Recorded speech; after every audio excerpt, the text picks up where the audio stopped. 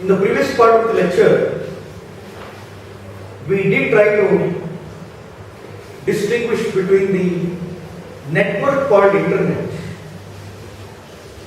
and the alternate reality which it has created, which we have labeled as cyberspace. Many researchers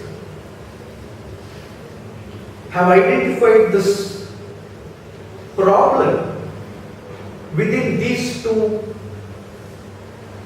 worlds, that is internet and cyberspace, and they have coined or identified this paradox which they have termed as internet paradox. The internet paradox is something like this. It is used in two contexts. I will discuss both the contexts. In the first context, the internet paradox, the paradox in internet paradox is this. Internet, that is network by definition, should allow open connectivity. Right? That is what we have discussed. By design, it supports openness. Now, internet connects machines. Internet connects machines. Cyberspace connects information and people. Internet connects machines. Cyberspace connects people. Internet, we have said, supports openness, more open communication. Any machine can communicate with any machine. It is open. Anybody can join in the conversation. In internet, it is open communication. Is it so in cyberspace? That is, does cyberspace promote open communication? Has cyberspace made people more closer, breaking all the boundaries, geographic boundaries, gender boundaries, religion, culture boundaries? Have people come together? Because internet has made, we said, all kinds of machines and devices come together and speak the same language. It's possible in India. Has it happened in cyberspace? Is the openness in internet transferred to openness in cyberspace? Machines can talk openly. Are humans speaking more openly? That is the question. Has the openness of the internet has given rise to more openness in cyberspace? People have done research on this, and they found out that the opposite is true. Though internet promotes openness, cyberspace has not necessarily facilitated openness. Researchers found that people have become more isolated because of it. People are losing their social contacts thanks to internet. People are sitting in their homes and living lives for themselves instead of coming out and socializing with people. This is the paradox. Internet supports openness, but cyberspace is isolating people. This is too common for us today. People are more interested in Facebook communication rather than face-to-face communication. We have seen that. Even while people are having some good moments like going out for dinner with loved ones and things like that, the valuable space is missing. Communication space is missing. And you can see the social spaces also, so-called social spaces. The open spaces in the buildings, parks, public places. People are not socializing. People are not socializing with people around. People are busy with connecting with the unknown. Somehow this paradox, I think, continues, and the gulf is becoming even more with the passing of the day. And this is not new actually. This is not new. I mean, it may look like suddenly internet has come up and people have lost their social lives. People are earlier when there were desktops, they were at least sitting in the living areas of their house and surfing the internet. Now with the emergence of laptops, they have gone to their bedrooms. And now with mobile phones, it's there everywhere. So it's becoming more private. People's lives are becoming more private. People are losing touch with the... I know many families which keep in touch with this technology. It is becoming quite a routine affair.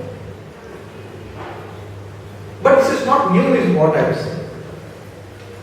Every technology, when it has come, has tried to isolate.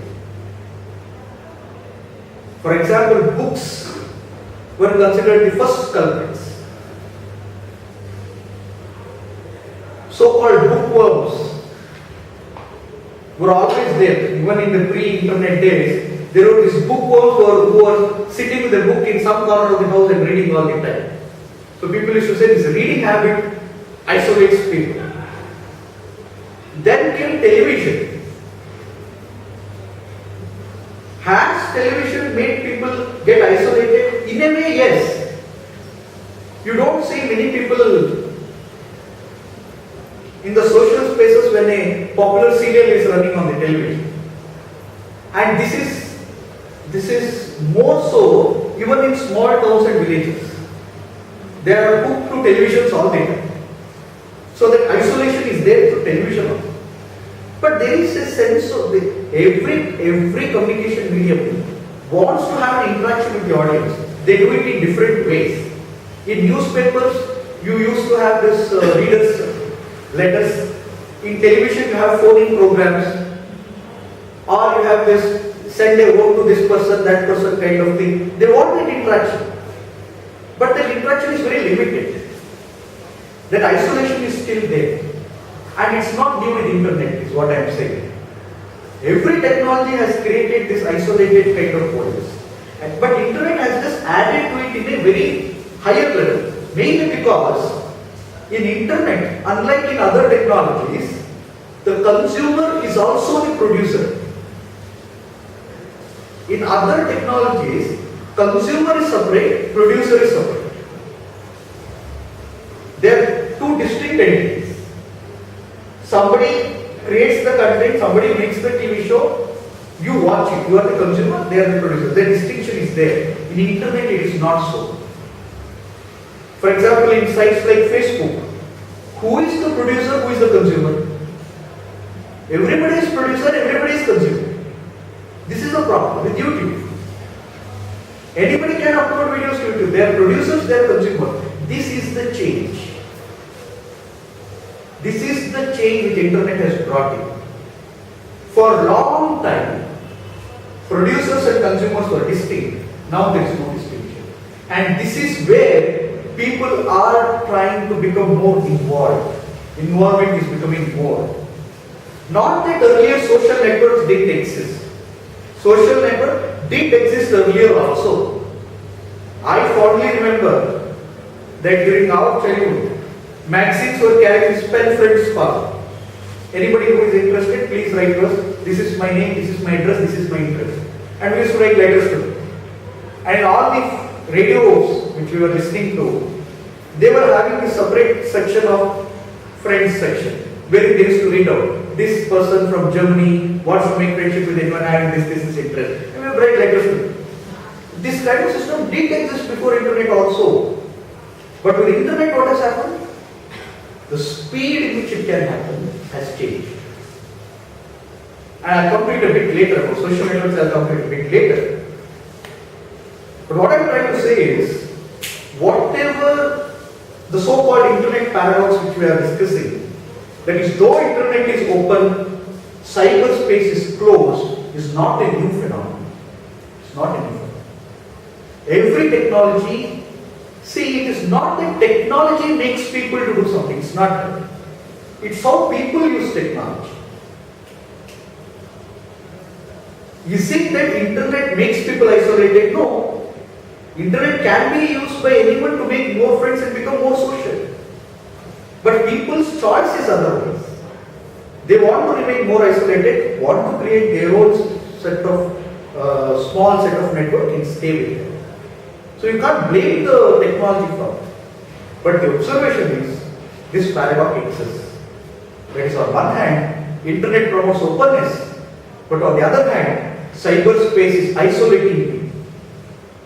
This tension exists. This is one way of putting across the internet paradox.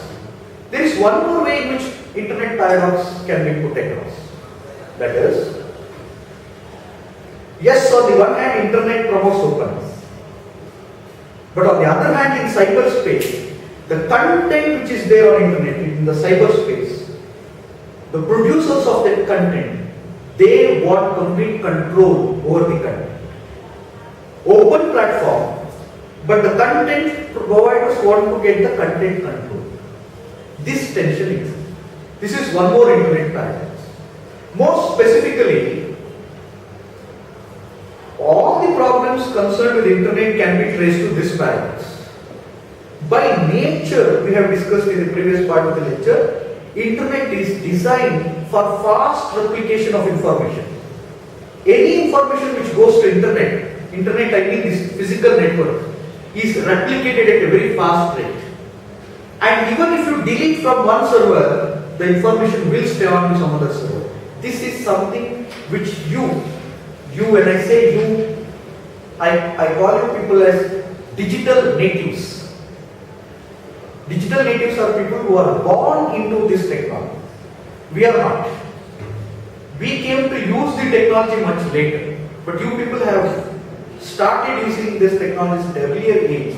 So I use the label digital natives for it. You digital natives people have this big misconception about internet that once you delete something from your account or wherever in internet, it is deleted. No, it's not. Once any information goes into internet, it will stay somewhere. This was proved in a court case. Some guy, I don't remember his name, from some country in Europe, filed a case against Facebook. What he did was, initially he asked Facebook to give the information on his account, what all information they have regarding his account. He asked Facebook to provide the detail to him. They provided the detail. He was a law student, that's what I remember. He studied the detail provided by Facebook and found that whatever information he has deleted from his account actually exists in Facebook's.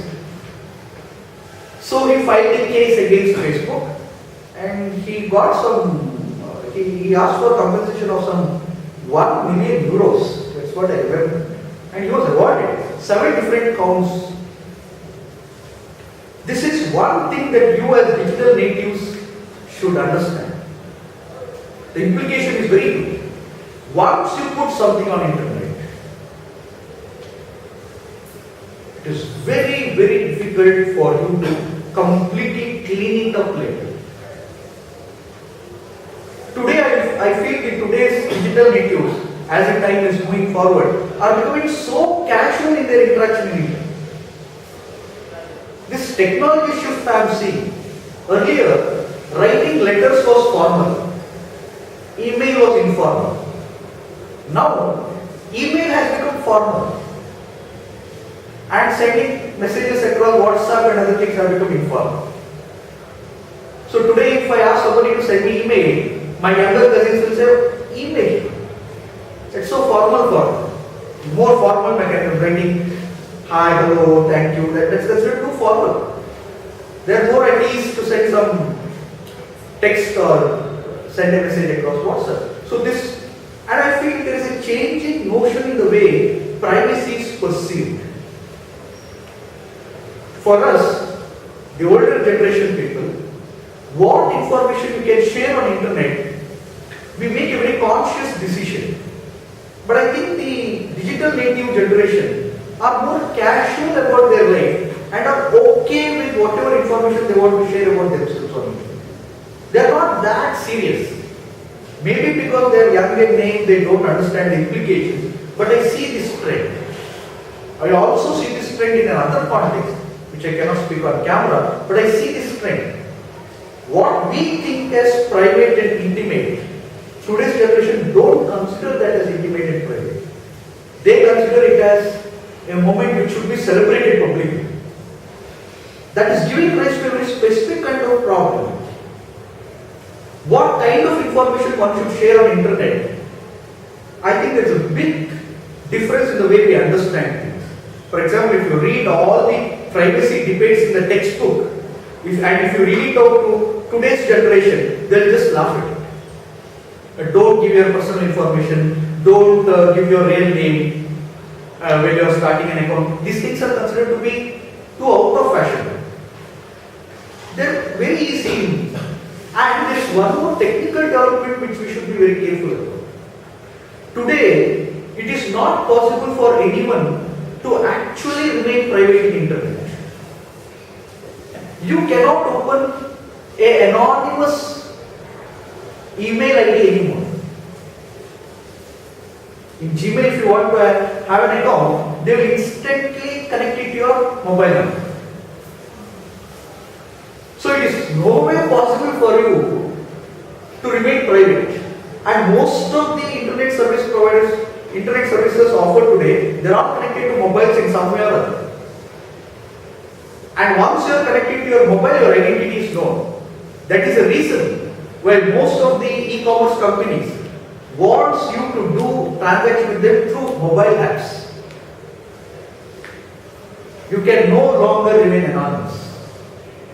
In internet, while using the traditional browser, you can log in as guest. You need not give any information about yourself and make the purchase. But if you do it on the app, that is the advantage they have. So if you are wondering why e-commerce companies give discount only for purchase through app, this is the reason. They get more information about you. They can study more about you. That information is very precious for them. Why do you get all the free services in internet?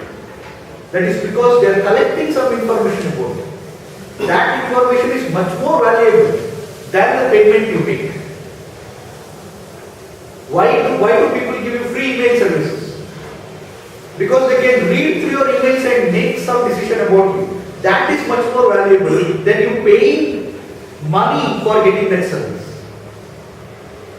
We are selling ourselves, our digital selves, without knowing.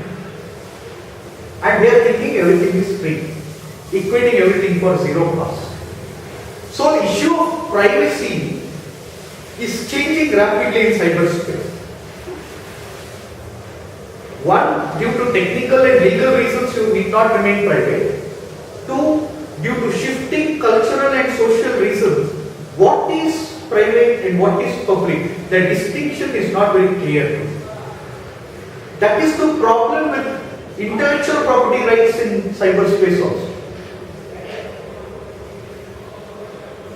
Content providers, mainly people who produce books, people who produce movies, people who produce any kind of valuable content, have a big problem with the internet mainly because of this. Because the traditional copyright laws cannot be applied on internet. How do you find out the violation of copyrights in internet? If you are visiting a website, if you are browsing some website, browsing in traditional sense is fair use of copyright. For example, you can walk into a bookstore and browse as many books you want. That's a fair use. But while you are browsing some content in the internet, is it violation of copyright? We do not know. Because when you are browsing some content on the internet, that content should be loaded into your local computer, the cache memory. Then it is presented to you. Traditionally, the content which is in the cache memory can be saved for longer time. Is it violation of copyright? We don't know. And also there is a problem of jurisdiction. Content served somewhere, accessed somewhere, which law should be applied? That problem is also there. So internet is open, network is open, cyberspace wants to be open, but there are these problems. The overall question is, because there is a possibility of global interconnection of people, has a global cyber culture emerged? Are people from different cultures coming together? No. Why? There is a problem of language.